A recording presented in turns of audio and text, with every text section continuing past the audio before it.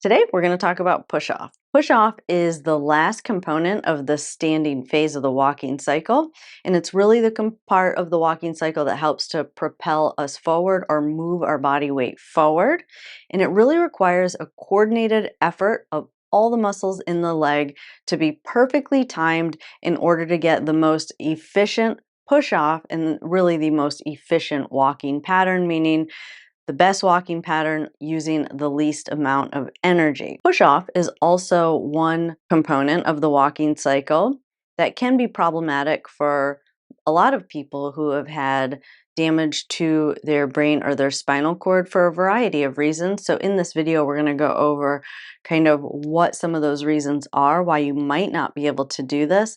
And of course, as usual, we're going to go through some exercises on how to get a better push off in order to propel your body weight forward and get a more efficient gait pattern. If you're new to this channel, I'm Tara. I'm a neurologic physical therapist, and on this channel we talk about anything and everything related to mobility, health, fitness, and mindset in the context of neurologic injury, with the end goal of empowering you with as many tools as possible to take ownership of your rehab and reach your highest maximum level. So first, let's just talk about why some of you might not be able to do this push-off component of the walking cycle.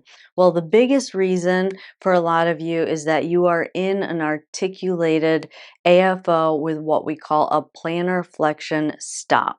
So if you have any kind of spasticity or overactivity in your calf muscle or the muscle that points the foot down, a lot of times what we recommend and what I recommend a lot on this channel is an articulated AFO with a plantar flexion stop. So what the plantar flexion stop does is it stops your foot from being able to point. So of course, because that pointing of the foot is the key component to a good quality push-off, you're not going to be able to do that. So it's kind of a balancing act. I know I talk about AFOs a lot and how important they are, and they truly are important.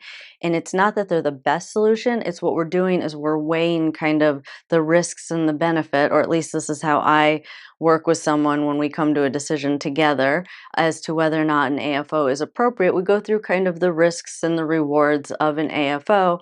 And the benefits of an AFO, if you have a lot of spasticity in your ankle, is we want to discourage that spasticity so you can relearn a normal movement pattern without having that overactivity in the calf muscle. So if when you take your AFO off, your foot immediately goes back into a pointed position, then the benefits of an AFO far outweigh the risk of you potentially missing out on this push-off component of the walking cycle. So that would be one reason. The other reason that some of you might have lost this ability to push off is that you were in an AFO early on, and maybe now you're out of an AFO, and because you were in that locked position early on, that muscle just got weak, the muscle that points the foot, and it just lost that ability. And there is confirming evidence or data that does support that an AFO does limit or decreases the activity of the calf muscle. So again, that's one of those trade-offs that maybe we take early on so that you don't develop a bad habit, or that spasticity or that stiffness in your ankle doesn't become so severe that you have other problems with your walking. So that would be another reason. But if you take your AFO off and you have seen that your foot doesn't point, and that's why you are now no longer wearing it, then this would be the perfect video for you to relearn or regain the ability to get that push off back. But now let's just talk about the physics or the mechanics of the walking cycle just a little bit. That's kind of on the bracing side of why you might not be able to do it. But let's just talk about those of you who aren't in an AFO and maybe you've had damage to your brain or your spinal cord, and for some reason you've just lost this ability. Well, you might have lost this ability just because you have lost strength, or you don't have adequate strength in your calf muscle, the muscles that point the foot down. So we're going to go through some exercises for that as well. But the other reason why you might not be able to is your body has forgotten or does not remember how to push back into the ground when your foot hits the ground. So you will know if you fall into that category, if you're someone where your body just kind of collapses. So I've talked about a Trendelenburg gait, and of course there's other reasons why your body might collapse like that. But one other potential reason is that you have lost that ability to push back down into the ground. So we're going to go through that today as far as restoring, getting the muscles to coordinate together to push back into the force of the ground pushing up into your body. And that really, like I said earlier, does take a coordinated effort of all the muscles in the lower leg. So again, just to review, if you're someone that collapses, that might mean that you're missing a push off. And then the other reason that you might be missing that push off is, or that you might know you're missing that push off, is if you take a shortened step. So if you notice that you take a really big step with one foot and you take a shorter step with the uninvolved leg or the stronger leg, that also might be an indication that you have lost that ability to push back into the ground or to point that foot. So why is this so important? Well, if you're someone that your long-term goal is you want to get back to running, that's one reason why it's important, is push off is extremely important. But also, again, as I mentioned earlier, just to make your walking more efficient, you really want the ability to be able to maximize this component of the walking cycle. So that's the explanation, but now let's dive in to the exercises.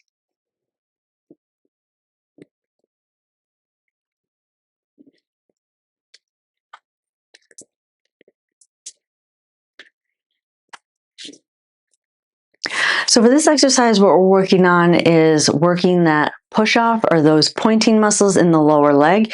This is kind of a modified position for those of you that can't do it standing up, being bent down a little bit more like this in this kind of modified plank position. If you're in the early stages, it makes it a little bit easier. My suggestion is you start with 2 feet first, and then once you feel like you have the rhythm, then you can drop down to 1 foot. So once again, you're going to kind of be in this modified plank position. Start with 2 feet. Again, you're just trying to pump those ankles, so you're just trying to push up onto your toes. Once you feel like you have that down, then you're just going to switch to 1 foot and do the same thing.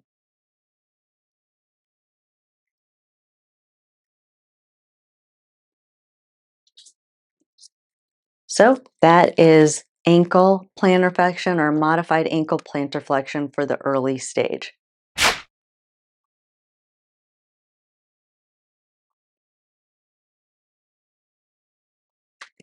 So for this exercise, what we're working on is ankle plantar flexion, critical component to the push-off phase of the walking cycle.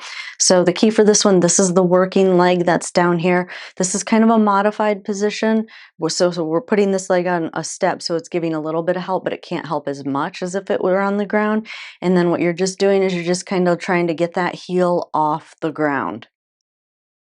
Now, the thing you want to pay attention to is that you're not just leaning forward. So if you're really weak, a lot of times that's the compensation you'll make to try and get that foot, or you'll kind of bend that knee to get that heel up. So you really want to make sure that you're keeping that knee pretty straight and that you're thinking about pushing back down into the ground when you do this.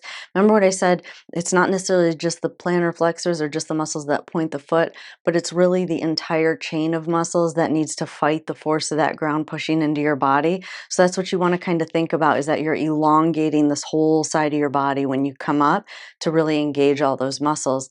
And again, just pushing down into the ground and trying to go up onto those toes, not letting that knee buckle or bend forward.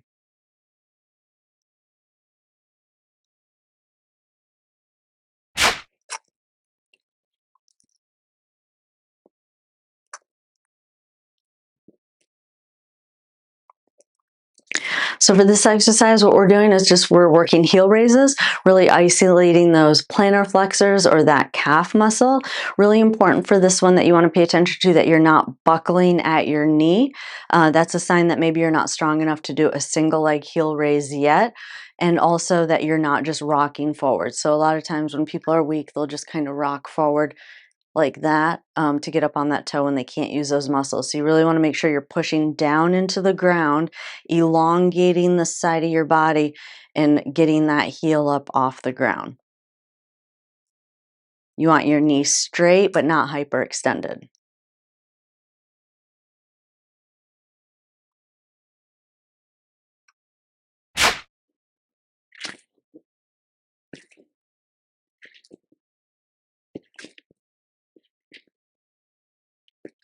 For this exercise, what we're working on is kind of working that push-off phase of the walking cycle or preparing the body for running.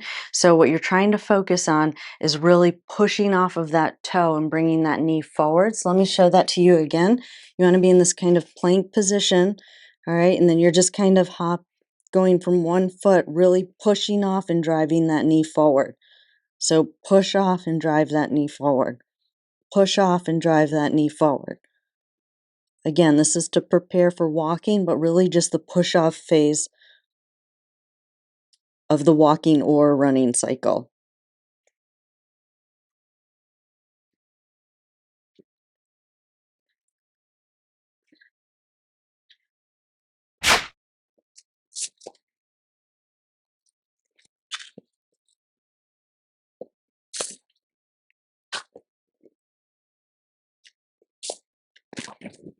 So for this exercise, what we're working on is just trying to learn how to rise up onto your toes. Very important for the push-off phase of walking, but really just to the beginning phases of learning how to strengthen those calf muscles, or really the soleus muscle with this particular exercise.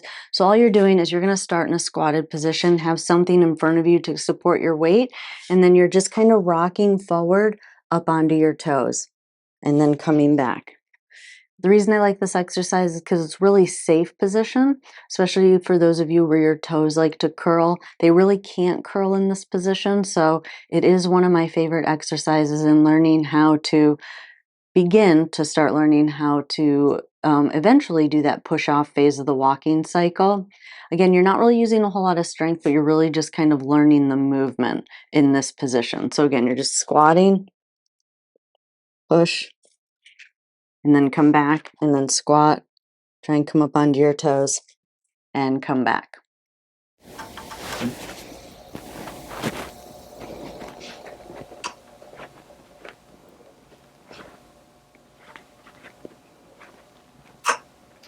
So these are called chango balls. You can strap them anywhere to the bottom of your foot. The further out towards your toe these are, the harder this activity is. The more closer to your ankle that you strap them, the easier this activity is. This activity is designed to help you work on that push-off phase of the walking cycle, or just strengthen your calves in general.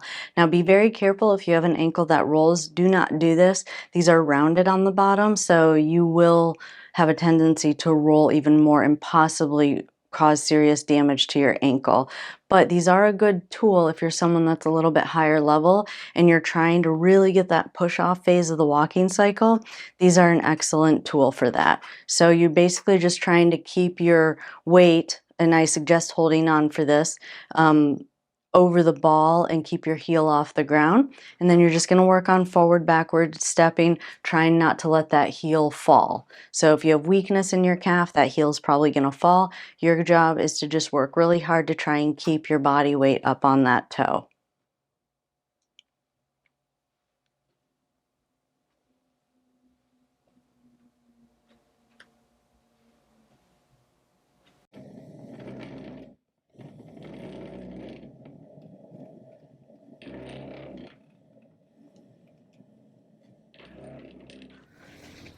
So for this exercise, what we're working on is, again, that push-off phase of the walking cycle.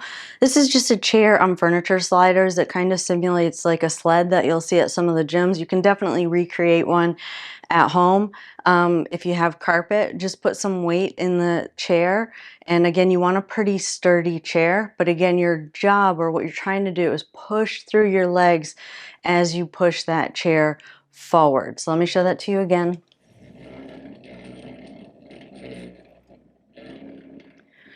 And that is kind of a cheap version of a sled push.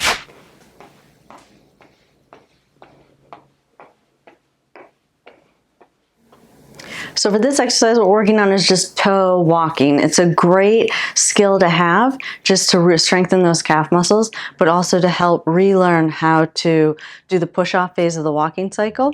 So again, you're just walking, trying to keep those heels up off the ground as much as possible.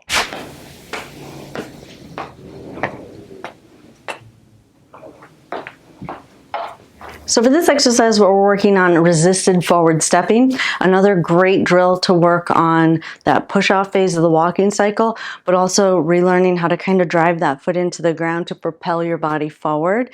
Now, I have this resistance band anchored down. You can also do this with a partner and just have someone hold the resistance band behind you and provide that resistance force backwards. So again, the band's trying to pull you backwards, and it's really kind of encouraging that brain to kind of push back into the band. That's why it's so effective, is it kind of takes the thinking out of it, and it's almost intuitive that when your brain feels that resistance pulling you backwards, that it just naturally kind of wants to push into it. So again, this is to really work on that push-off phase of the walking cycle. So you want to be slightly pitched forward when you do this. And again, you're trying to fight the resistance of that band pulling you backwards. Again, you're pushing into the ground, fighting the resistance of that band pulling you backwards. So I hope you guys found those exercises helpful. If you like those exercises and you want to see more exercises like this, join our Gold Monthly program, where you'll have access to over 300 exercises where you can search by category or specific movement problem and get down to the exact exercises that are specific to your movement goals. With your membership, you also get access to our live Q&As, which you can submit questions in advance and I answer those live once a month. If you don't want to have access to the exercises and you only want to join us for the lives, you can definitely do that as well.